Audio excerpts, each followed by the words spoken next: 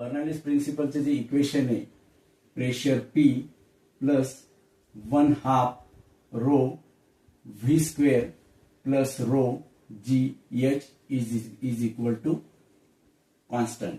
ह्या इक्वेशनला म्हणतात बर्नौलीज प्रिन्सिपल आणि ह्याच इक्वेशनवर विमान आकाशात टेकअप करतं. आता पहिल्यांदा ही इक्वेशन आपण समजून घेऊ.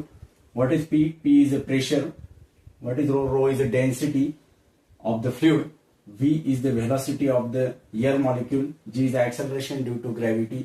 H is the height. आता हे इक्वेशन आपण विमानाच्या विंगच्या वरच्या साईडला आणि विमानाच्या विंगच्या खालच्या साईडला कन्सिडर करू. For the top side, so that equation is P1 plus 1/2 rho V1 square is equal to P2 plus 1/2 rho V2 square. हा रो जी एच जो फॅक्टर आहे, हा जो फॅक्टर आहे हा आपण इग्नोर केला. का इग्नोर केला? कारण विंगचा जो प्रेशर डिफरन्स आहे, विमानाच्या विंगच्या वरचं प्रेशर आणि खालचं प्रेशर याची जी हाईट आहे ही फारच कमी आहे, त्यामुळे आपण हा रो जी एच इग्नोर केला. तर आपल्याला हे इक्वेशन मिळालं. याच्यात आता आपण रिअरेंजिंग करू.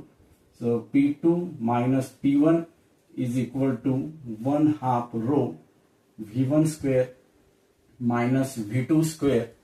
ओके, हे इक्वेशन आपल्याला मिळालं रिअरेंजिंग करून. आता इथं V1 is greater than V2. Air velocity on the top side of the wing is greater than bottom side. तर काय येईल? V1 is greater than V2 जर असेल तर ही इक्वेशन येईल positive. So P1 is less than P2. What is mean by P1? P1 is a pressure of the air on the top side of the wing आणि P2 is a pressure of the air molecule on the bottom side of the wing. तर इथं वरचं जे pressure आहे ते कमी आहे. का प्रेशर आहे?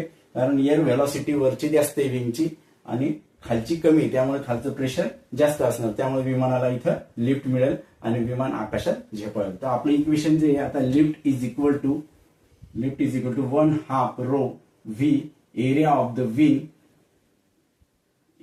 Wing into CL. What is CL?